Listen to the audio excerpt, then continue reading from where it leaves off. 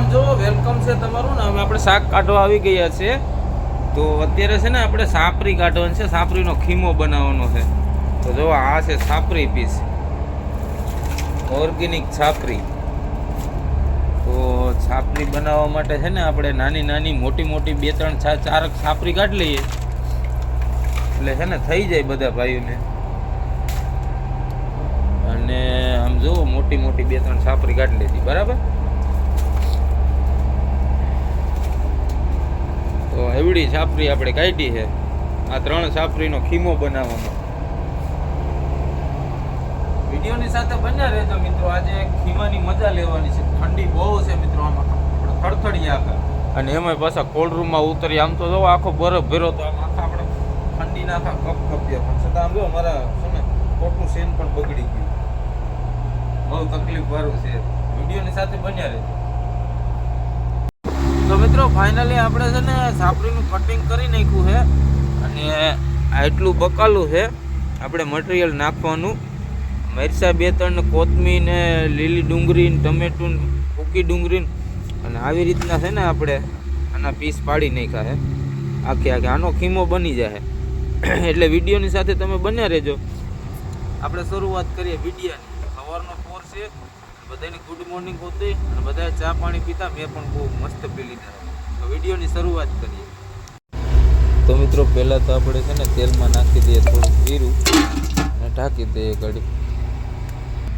થોડીક વાર પછી આપણે જોઈએ નાખીએ ડુંગળીને એકદમ આપણે શેકાવા દે. બરોબર ડુંગળી કાળી પડી જાય પછી આપણે મસાલો નાખવાનો છે.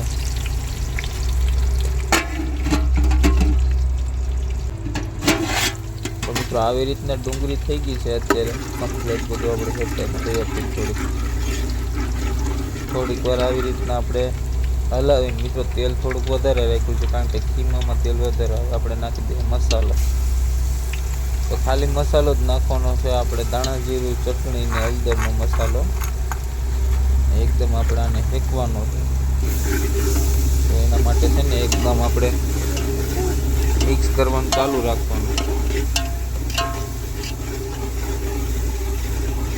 આવી રીતના છે ને એકદમ મિક્સ કરી નાખવાનો છે મસાલો એકદમ લાલ પડી જાય ને પછી આપણે નાખી દઈએ આપણી છાપરીના પીસ. આવી રીતના મસાલો એકદમ કમ્પ્લીટ કરી નાખવાનો છે. અને મીડિયમ સાઈડ તાપ રાખવાનો છે મિત્રો. એટલે આપણો મસાલો કમ્પ્લીટ થઈ ગયો છે. ધીમે ધીમે આપણે છે ને છાપરીના પીસ નાખી દઈએ બધાય. બધા અલગ અલગ પીસ નાખી દેવાના.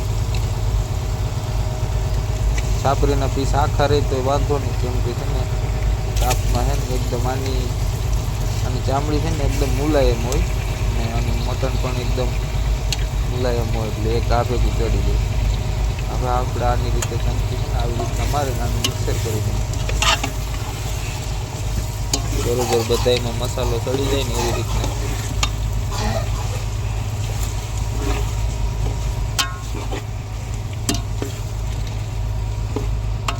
આવી રીતના હલાવી કમ્પ્લીટ કરી દેવાનું છે. એકદમ મિક્સ કરી નાખવાનું છે. આને ઘડીક ઢાંકી દઈએ. મિત્રો ઘડીક પછી ખોલીએ એટલે એકદમ બફાઈ ગયું છે અંદર.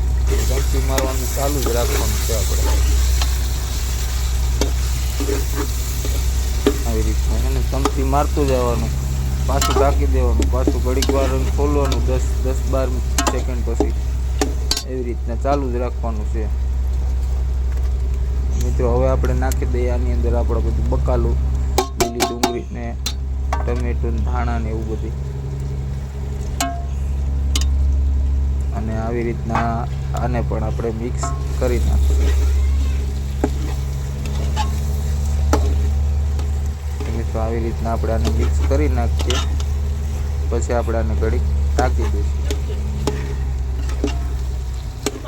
અને પછી મિત્રો એકદમ છે ને આપણું છે ને ખીમો સડવા મળશે ને પછી આનો કલર પણ એકદમ આવી જશે અને ખીમો પણ કમ્પ્લીટ થઈ જશે અને બધી બોટી પણ આખી અલગ અલગ થઈ જશે. ખીમો આપણો તૈયાર થઈ ગયો. ઘડીક ઢાંકી દઈએ તો મિત્રો 15-20 સેકન્ડ પછી આપણે ખોલીએ ને એટલે ધીમે ધીમે આવી રીતના આપણે હલાવતું જવાનું, ખોલતું જવાનું, મિક્સ કરતું જવાનું. ખીમો આપણો તૈયાર થઈ ગયો.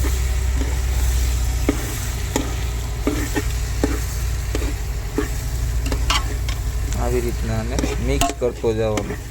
ખીમાની મજા જોરદાર આવે મિત્રો ખીમો ખાવાનો.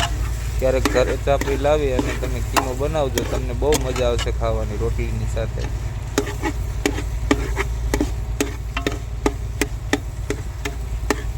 આવી રીતના આપણે હલાવવાનું ચાલુ જ રાખવાનું છે, મિક્સ કરવાનું ચાલુ જ રાખવાનું છે, જેથી કરીને છે ને તાપને હિસાબે હેઠે છે ને કંઈ ચોટે નહીં, એટલા માટે છે ને મિક્સ કરવાનું ચાલુ જ રાખવાનું.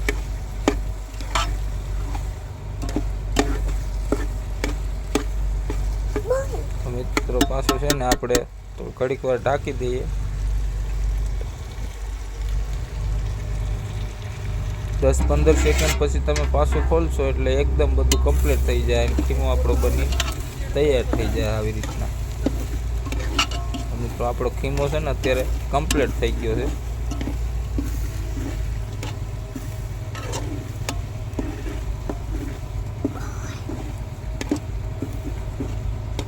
કમ્પ્લીટ થઈ ગયો છે મિત્રો ખીમો આપણો. એકદમ કલર બદલાઈ ગયો છે અને એકદમ બધું આમ બધું પકાઈને કમ્પ્લીટ થઈ ગયો છે ખીમો. જોરદાર જમાવટ થવાની છે મિત્રો. મિત્રો જોઈ લો તમે, અત્યારે આપણે આને નીચે ઉતારી લીધું છે ટોપિયું અને જોઈ લો અત્યારે ખીમો એકદમ કંઈ ઘટે નહીં એવો થઈ ગયો છે. અને હવે આપણા મિત્રોને ખાવાની પણ જોઈ લો તમે કેમ મસ્ત ખીમો લાગે છે મિત્રો. વિડીયો પસંદ આવ્યો હોય તો વિડીયોને લાઈક, શેર ને સબસ્ક્રાઈબ કરી દેજો મિત્રો. એકદમ મિત્રો આમ કંઈ ઘટે નહીં એવો ખીમો થઈ ગયો. લાઈક, શેર, કોમેન્ટ કરજો મિત્રો અને તમારા મિત્રોને શેર કરજો. મળી આગલા વિડીયો.